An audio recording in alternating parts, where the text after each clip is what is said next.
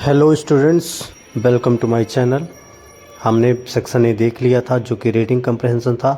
अब हम section B पे आते हैं जो कि राइटिंग कंप्रहेंशन है। Question third, read the passage carefully, answer the question given below. आपको भी इसको पढ़ना है और फिर आंसर्स देने हैं। Technology is transforming education by making learning more accessible, personalized and interactive. Digital tools like laptop, tablets and other online platforms provide students with resources beyond traditional textbook. जो टेक्नोलॉजी है वो एजुकेशन के माध्यम को बदल रही है, ट्रांसफॉर्म कर रही है। जैसे कि आप आजकल पर्सनलाइज्ड इंटरेक्शन के साथ पढ़ाई कर सकते हैं। डिजिटल टूल्स आपके पास आ गए हैं, जैसे लैपटॉप, टैबलेट्स, जिसका उपयोग आप मोबाइल के रूप में करते हैं, and online platforms provide students यानी ऑनलाइन क्लासेस। ये सारे रिसोर्सेज हैं जो कि ट्रेडिशनल टेक्स्ट बुक इनको ख़त्म कर रही हैं। जो हम किताबें पढ़ते थे घरों में, अब वो धीरे धीरे समाप्त हो रही हैं। इनेबलिंग सेल्फ पेस्ड लर्निंग, अब ये कर रहा है ऐसे ऑनलाइन माध्यम से ये आपकी जो लर्निंग है वो सेल्फ पेस्ड कर दी है कि आप केवल अकेले अपने एक रूम पे पैक होके आप कुछ भी चीज़ सीख सकते हैं। Teachers use digital classrooms, virtual reality and educational software to create engaging lessons and offer students a dynamic learning experience. अब टीचर डिजिटल क्लासरूम्स का प्रयोग कर रहे हैं, वो आपके द्वारा ऑनलाइन माध्यम से वर्चुअल जुड़ रहे हैं। एंड एजुकेशनल सॉफ्टवेयर ऐसे बन रहे हैं आजकल की जो आपके लेसन्स हैं वो बहुत ही डायनेमिक तरीके, यानी कि उनको एक दायरे में ना रख के कई सारी चीज़ों को इकट्ठा समझाते हैं। Learning experience, more over technology helps bridge the gap for students in remote और अंडर सर्व्ड एरियाज। आप रिमोट के माध्यम से भी अपनी चीज़ों को सॉल्व कर सकते हैं। Offering them access to quality education resources, however the increased use of technology, आप देख सकते हैं कि टेक्नोलॉजी कैसे कैसे फैलता गया है।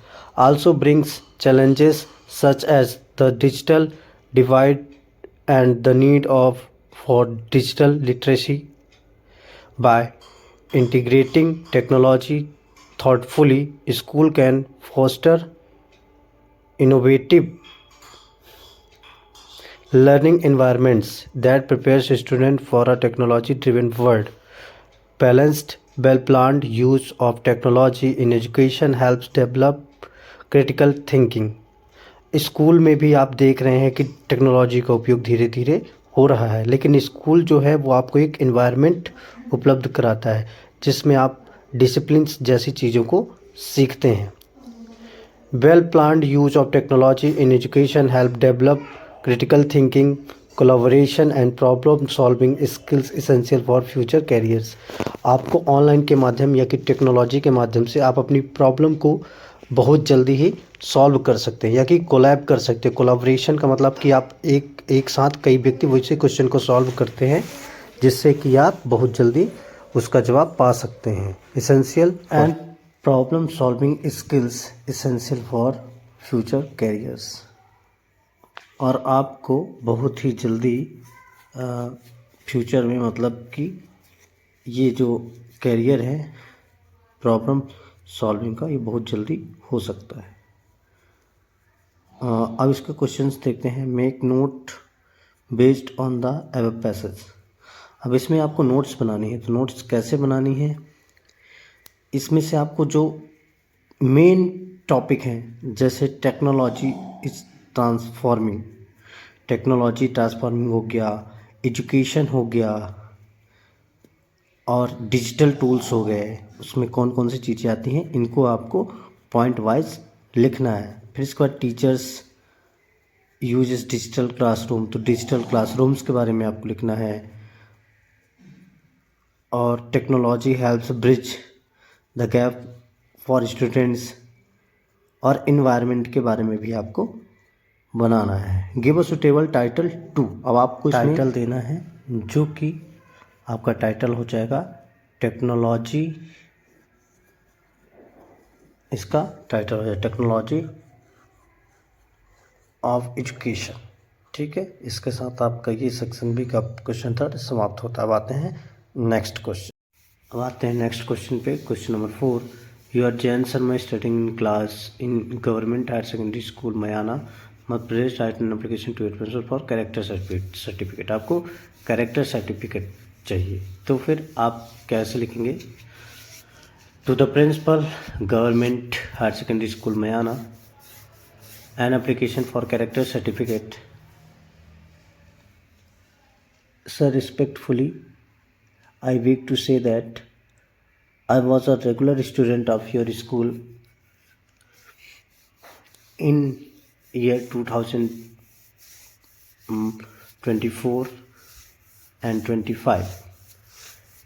Now I have passed the exam and now I am going to take admission in a college of our city, and now I want my character certificate to enroll there.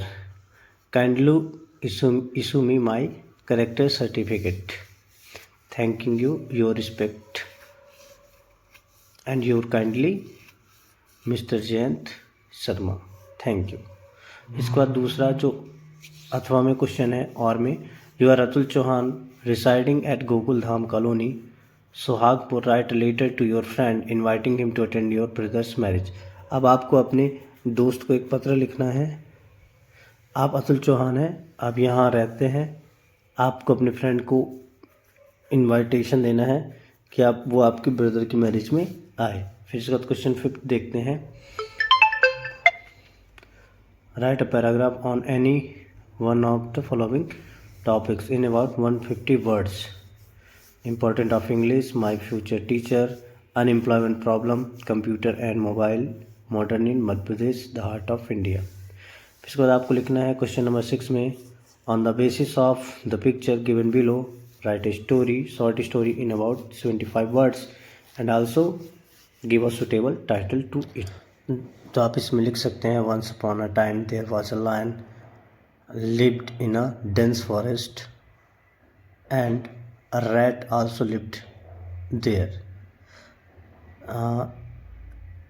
Once a time the rat was jumping here and there. Also the lion got angry and catched him and say, I will kill you. Then rat requested him, please don't kill me, I will be help you in future. मैं आपकी भविष्य में मदद करूँगा. Then lion leave him. lion उसे छोड़ देता है.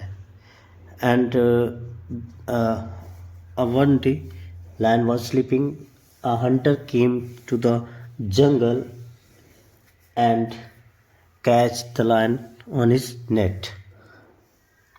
After that, hunter went to call his friends. Then rat came near lion and cut the net.